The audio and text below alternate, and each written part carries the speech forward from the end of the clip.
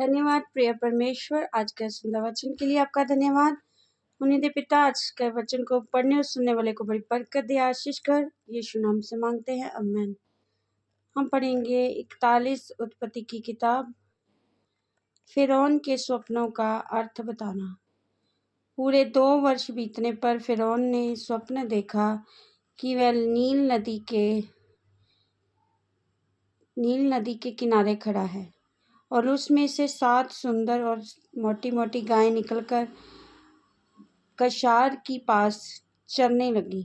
और क्या देखा कि उनके पीछे और 7 गायें जो कुरूप और दुर्बल है नदी से निकली और दूसरी गांव के निकट नदी के तट पर जा खड़ी हुई। तब ये कुरूप और दुर्बल गायें उन 7 सुंदर मोटी मोटी गायों को खा गई। तब फिरौन जाग उठा और वह सो गया और फिर सो गया। दूसरा स्वप्न देखा, एक डंडल में से 7 मोटी और अच्छी अच्छी बालें निकली।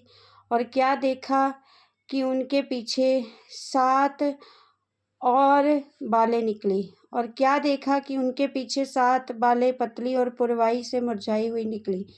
और इन पतली बालों ने उन सातों मोटी और अन्न से भरी हुई बालों को निगल लिया। तब फिरौन जागा और उसे मालूम हुआ कि ये स्वप्न ही था। भोर को फिरौन का मन व्याकुल हुआ और उसने मिस्र के सब ज्योतिषियों पंडितों को बुलवा भेजा और उनको अपने स्वप्न बताए, पर उनमें से कोई भी उनका फल फिरौन को ना बता सका। तब पिलानेहारों का प्रधान फिरौन से बोल उठा, मेरे अपराध आज मुझे स्मरण आए, जब फिरौन अपने दासों से क्रोधित हुआ था और मुझे और पकानेहारों के प्रधान को कैद करके अंगरक्षकों के प्रधान के घर में बंदीगृह में डाल दिया था। तब हम दोनों ने एक ही रात में अपने अपने होनहार के अनुसार स्वप्न देखा। वहाँ हमारे साथ एक इब्री जवान था जो अंगरक्षकों के प्रधान का दास था। अतः हमने उसको बताया और उसने हमारे स्वप्नों का फल हमसे कहा। हम में से एक एक के स्वप्न का फल उसने बता दिया और जैसा जैसा फल उसने हमसे कहा था वैसा वैसा ही, अर्थात मुझको तो मेरा पद मिला, पर वह फांसी पर लटकाया गया। तब फिरौन ने यूसुफ को बुलवा भेजा और वह झटपट बंदीगृह से बाहर निकल आया और बाल बनवाकर और वस्त्र बदलकर फिरौन के सामने आया। फिरौन ने यूसुफ से कहा, मैंने एक स्वप्न देखा है और उसके फल का बताने वाला कोई नहीं। मैंने तेरे विषय में सुना है, तू स्वप्न सुनते ही उसका अर्थ बता सकता है। यूसुफ ने फिरौन से कहा, मैं तो कुछ नहीं जानता, परमेश्वर फिरौन के लिए शुभ वचन देगा। फिर फिरौन यूसुफ से कहने लगा, मैंने अपने स्वप्न में देखा कि मैं नील नदी के किनारे खड़ा हूँ। फिर क्या देखा कि नदी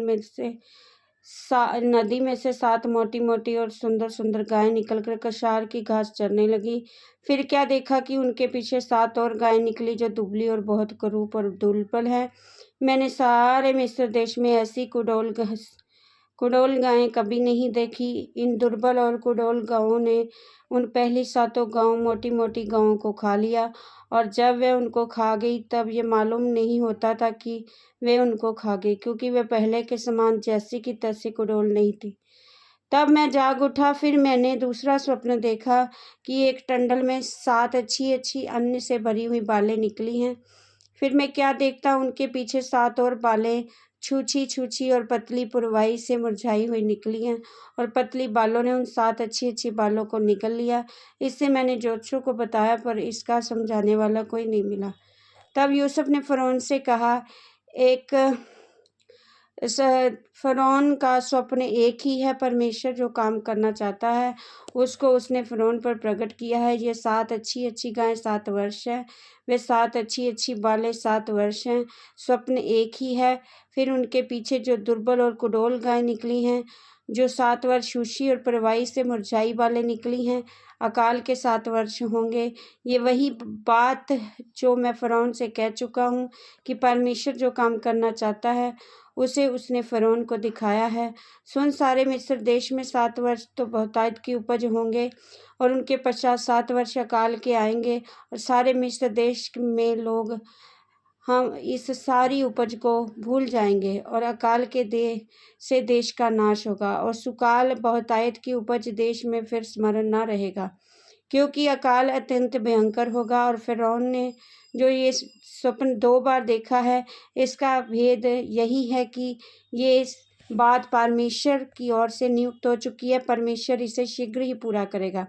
इसलिए अब फ़िरौन किसी समझदार बुद्धिमान पुरुष को ढूंढकर उसे मिस्र देश पर प्रधानमंत्री ठहराए। फ़िरौन ये करे कि देश पर अधिकारियों को नियुक्त करे। जब तक सुकाल के 7 वर्ष रहें, तब तक वह मिस्र देश की उपज का पंचमांश लिया करे। और वह इन अच्छे वर्षों में सब प्रकार की भोजन वस्तुओं को इकट्ठा करे और नगर नगर में भंडार घर भोजन के लिए फ़िरौन के वश में करके उसकी रक्षा करे। वह भोजन वस्तु अकाल के उन 7 वर्षों के लिए जो मिस्र देश में आएंगे, देश के भोजन के लिए रखी रहे, जिससे देश का उस अकाल से सत्यानाश ना हो। यूसुफ का प्रधानमंत्री बनाया जाना। ये बात फ़िरौन और उसके सारे कर्मचारियों को अच्छी लगी। इसलिए फ़िरौन ने अपने कर्मचारियों से कहा, क्या हमको ऐसा पुरुष जैसा ये है, जिसमें परमेश्वर का आत्मा रहता है, मिल सकता है? फिर फ़िरौन ने यूसुफ से कहा, परमेश्वर ने जो तुझे इतना ज्ञान दिया है, तेरे तुल्य कोई समझदार और बुद्धिमान नहीं। इस कारण तू मेरे घर का अधिकारी होगा और तेरी आज्ञा के अनुसार मेरी सारी प्रजा चलेगी। केवल राजगद्दी के विषय में मैं तुझसे बड़ा ठहरूंगा। फिर फ़िरौन ने यूसुफ से कहा, सुन, मैं तुझको मिस्र के सारे देश के ऊपर अधिकारी ठहरा देता हूँ। तब फ़िरौन ने अपने हाथ से अंगूठी निकाल के यूसुफ के हाथ में पहना दी और उसको बढ़िया मलमल के वस्त्र पहना दिया और उसके गले में सोने की जंजीर डाल दी और उसको अपने दूसरे रथ पर चढ़वाया। और लोग उसके आगे आगे ये प्रचार करते चले कि घुटने टेक कर दंडवत करो। और उसने उसको मिस्र के सारे देश के ऊपर प्रधानमंत्री ठहराया। फिर फ़िरौन ने यूसुफ से कहा, फ़िरौन तो मैं हूँ, पर सारे मिस्र देश में कोई भी तेरी आज्ञा के बिना हाथ पाँव ना हिलाएगा। तब फ़िरौन ने यूसुफ का नया नाम सातमा पनेह रखा और आन नगर के जाचक पोतीफर की बेटी आसनत से उसका विवाह करा दिया। यूसुफ सारे मिस्र देश में दौरा करने लगा। जब यूसुफ मिस्र के राजा फ़िरौन के सम्मुख खड़ा हुआ, तब वह 30 वर्ष का था। वह फ़िरौन के सम्मुख से निकलकर सारे मिस्र देश में दौरा करने लगा। सुकाल के 7 वर्षों में भूमि की बहुतायत के अन्न उपजाती रही और यूसुफ उन 7 वर्षों में सब प्रकार की भोजन वस्तुएं जो मिस्र देश में होती थी जमा करके नगरों में रखता गया। और हर एक नगर के चारों ओर के खेतों की भोजन वस्तुओं को वे उसी नगर में इकट्ठा करता गया। इस प्रकार यूसुफ ने अन्न को समुद्र के बालू के समान अत्यंत बहुतायत की राशि राशि कर गिन के रखा, यहाँ तक कि उसने उनका गिनना छोड़ दिया, क्योंकि वह असंख्य हो गई। अकाल के प्रथम वर्ष के आने से पहले यूसुफ के 2 पुत्र आन के जाचक पोतीफर की बेटी आसमत से जन्मे। यूसुफ ने अपने जेठे बेटे का नाम मनश्शे रखा। परमेश्वर ने मुझसे मेरा सारा क्लेश और मेरे पिता का सारा घराना भुला दिया है। दूसरे का नाम उसने एप्रैम रखा कि मुझे दुख भोगने के देश में परमेश्वर ने फलवंत किया है।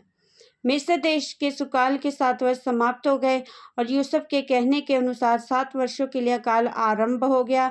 सब देशों में अकाल पड़ने लगा, परंतु सारे मिस्र देश में अन्न था। जब मिस्र का सारा देश भूखे मरने लगा, तब प्रजा फ़िरौन से चिल्ला चिल्लाकर रोटी मांगने लगी और वह सब मिस्रियों से कहा करता था, यूसुफ के पास जाओ, जो कुछ वे तुमसे कहे वही करो। इसलिए जब अकाल सारी पृथ्वी के ऊपर फैल गया और मिस्र देश में अकाल का रूप भयंकर हो गया, तब यूसुफ सब भंडारों को खोल खोल के मिस्रियों के हाथ अन्न बेचने लगा। इसलिए सारी पृथ्वी के लोग मिस्र में अन्न मोल लेने के लिए यूसुफ के पास आने लगे, क्योंकि सारी पृथ्वी पर भयंकर अकाल था। इस वचन के द्वारा प्रभु आप सबको ब्लेस करेंगे। आमीन। सबको जय मसीह।